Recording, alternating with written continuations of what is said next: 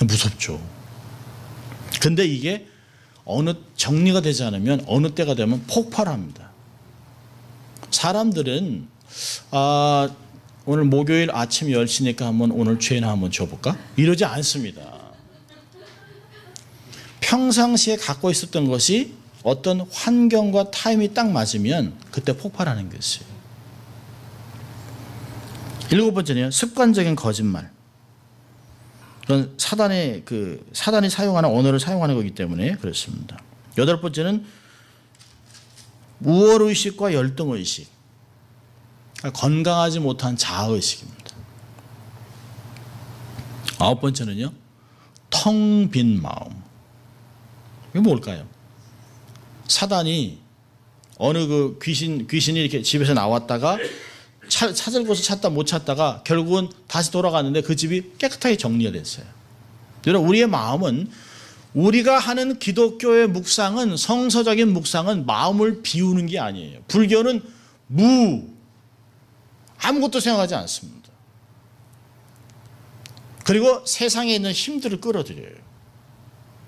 기독교는요, 우리의 마음을 비우는 이유는 우리 안에 말씀을 채우기 위함입니다.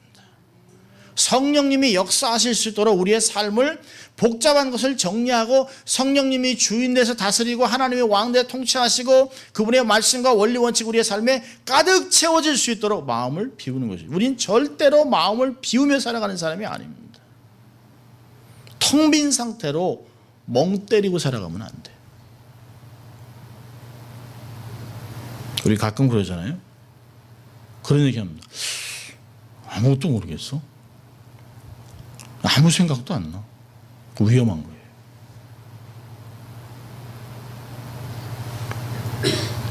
가끔 요즘 그래요. 우리 뇌와 마음을 위해서는 하루에 가끔 한 10분 정도 멍 때릴 필요가 있다.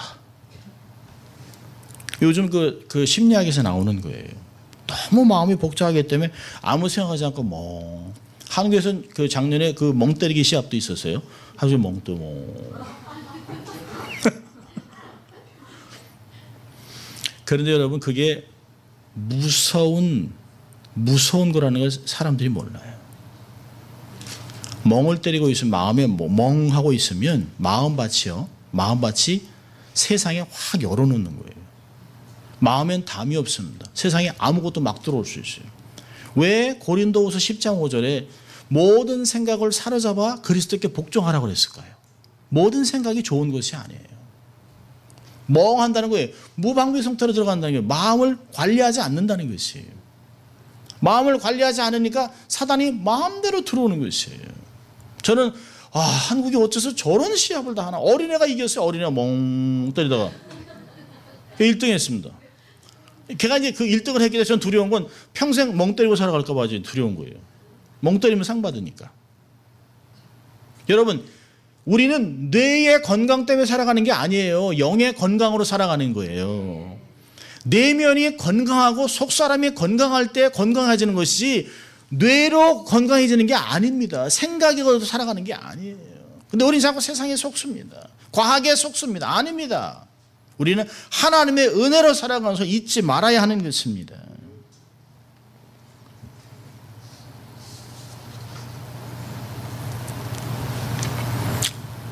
사단은 굉장한 능력이 있습니다. 한순간에도 천하를 확 만국을 보여줄 수 있어요. 한순간에도 예수를 팔 생각을 마음에 심을 수 있어요. 한순간에 우리의 마음을 확 뒤집어 놓을 수 있어요. 사단은 우리로 하여금 10배, 20배 힘을 갖게 할 수도 있습니다. 우리 안에 2,000개가 넘는 군대 귀신이 들어갈 수 있게도 할 수 있어요. 그게 고라사 광인입니다. 그렇지만 기억할 것은 주의 능력이 훨씬 크다는 것이에요. 그렇지 않았다면 사단을 대적하라 그리하면 너희를 떠나리라 말을 안 하셨을 것이에요. 사단은 이미 정리가 끝났습니다. 전쟁에서 졌어요. 숫자로 하더라도 하나님과 함께 있는 천사는 3분의 2, 사단과 있는 천사는 3분의 1, 1대1로 싸워도 게임이 안 됩니다. 이걸 자꾸 잊어버리면 안 돼요. 여러분 골로새서 2장을 보겠습니다. 골로새서 2장. 골로새서 2장 14절 15절.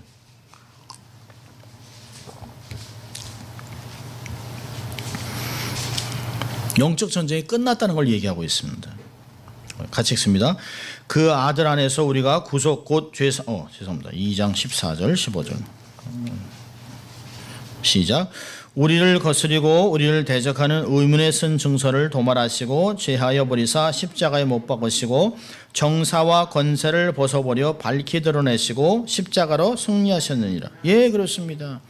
우리를 대적하는 의문에 쓴 증서, 죄의식 같은 거 다 십자가에 못 박고 정리해 놓으셨어요. 그리고 우리를 계속했던 대적의 누군가를 밝히셨습니다. 정사와 권세를 벗어버려 무장해제시켰어요. 사단의 모든 공격을 무장해제시키고 다 드러내고 세상 사람들을 하여금 사단이 어떤 존재인가를 다 밝히 드러내셨어요. 그리고 십자가를 끌고 오셨습니다. 십자가로 그를 포로로 잡아서 끌고 오셨어요. 마치 여러분 배너를 보시면 전쟁이 딱 끝나서 그 시저와 모든 만조백관이 서 있는 곳에 그 전쟁을 치른 장군들이 쫙 들어옵니다. 그러면서 그 뒤에 연기를 향을 피우고 그 뒤에 포로들을 잡아옵니다. 이 길 옆에는 쫙 사람들이 서서 원수들이 누군지 이렇게 보고 있습니다. 승리한 자들에게는 그 연기가 승리의 향내지만 잡혀오는 포로들에는 죽음의 향내입니다. 그런데 사단들이 이제까지 백성들이 원수가 누군지 모르고 우리의 장군이 싸웠던 원수가 누군지 몰랐는데 백일하에 다 일어났어요. 원수들의 무기를 다 빼앗고 그들을 묶어서 십자가로 꽉 끌고 오는 거예요. 이제 죽이기 위해서 끌고 오는 것이에요. 골로새서 2장 15절에서는 십자가로 개선장군같이 끌고 왔다라고 얘기하고 있습니다. 사단은 두려움의 존재가 아닙니다. 자, 두 가지 교훈을 삶에 적용하고 마치려고 합니다. 첫째로는 바른 성경의 관점을 소유하라는 것이에요. 사람들의 이야기, 신화, 세상의 이야기로 사단을 오해하지 마세요. 요즘은 젊은이 하는 게임도 디아블로, 이 사단이라고 하는 이름인데 디아블로 막 이런 걸 씁니다. 그러면서 사람들로 하여금 아주 친숙하게 만들어요. 속지 마세요. 실제적인 존재예요. 대단한 존재지만 한순간에 천하를 보일 수 있지만 그러나 무서부지하지 않습니다. 하나님의 통치 속에 있는, 하나님의 능력 속에 있는 사단입니다. 영적 전쟁을 가장 잘 소개하는 것이 욥기입니다. 욥기 1장 하나님께서 천군 천사가 딱 있으면서 하나님이 쭉 그 안에서 사람들에게 그 천군 천사들에게 욥을 자랑합니다. 내가 욥을 보았느냐, 이렇게 순전한 사람을 보았느냐. 근데 그 욥기 1장 7절에 사단이 온 세상을 두루 살피다가 와요. 거기서 얘기하죠. 냉소적으로 얘기하죠. 하나님의 뒤를 봐주시니까 그렇죠. 뭐 한번 쳐보세요. 뭐 이럽니다. 하나님께서 제한적인 능력을 줘요. 모든 것을 다 칠 수 있지만 생명은 치지 말아라. 하나님이 하십니다. 근데 사람은 몰라요. 땅에서는 아무것도 몰라요. 하늘에서 다 이루어진 것이에요. 그러니까 사단의 능력도 다 하나님의 권세와 능력 아래 통제받고 있다는 것입니다. 절대 전능하지 않습니다. 하나님만이 절대적인 능력이 있어요. 무소부지하지 못해요. 사단은 굉장히 빠른 속도로 왔다 갔다 하지만 하나님같이 온 세상에 함께 동시에 임재하지 못합니다. 두 번째로는요. 그래서 영적인 분별력을 키워야 합니다. 매사에 분별해서 하나님의 인도를 받아야 됩니다. 하나님의 이름을 덧입고 하나님의 전신갑주를 입고 예수의 이름으로 대적하는 것이에요. 여러분 항상 싸우지 않습니다. 여러분 전쟁하는 거 보세요. 어떤 때는 후퇴하기도 하고 또 전쟁을 통해서 아군들이 연합하기도 하고 적군을 궁지에 몰아넣기도 하고 또 공군을 통해서 투하하기도 하고 해군에서 먼 데서 로켓을 쏘고 그러다가 땅에 육군이 진군하고 또 어떤 때는 많은 지뢰를 사용하기도 합니다. 방법이 다양합니다. 자, 따라하십시오. 하나님은 방법이 많다. 하나님의 방법으로 싸우셔야 됩니다. 여러분 절대로 우리의 방법대로 우리의 생각대로 싸우면 안 돼요. 하나님이 그 사인을 줄 때만 싸우는 것이에요. 그렇지 않을 때는 싸우는 것이 아니에요. 우리의 정욕을 싸우라 그러지 않았습니다. 성경에서는 디모데후서 2장에서 우리의 정욕을 피하고,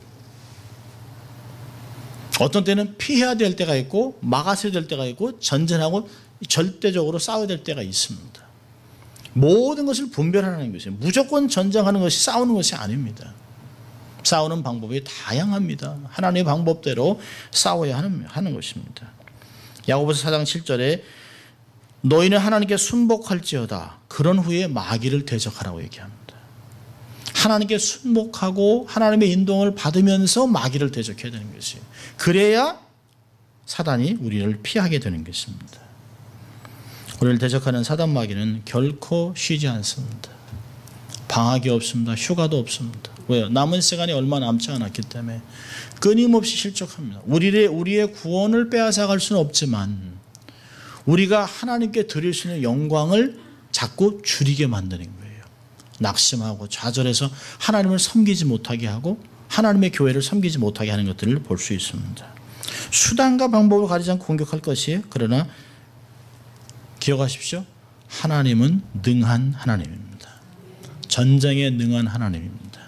하나님이 함께 하시면 어떤 전쟁도 이길 수 있습니다. 우리가 생사를 걸고 싸워야 되는 마귀는 이미 주님에 의해 패배를 당했습니다.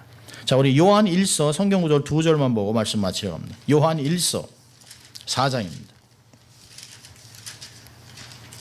요한 1서 4장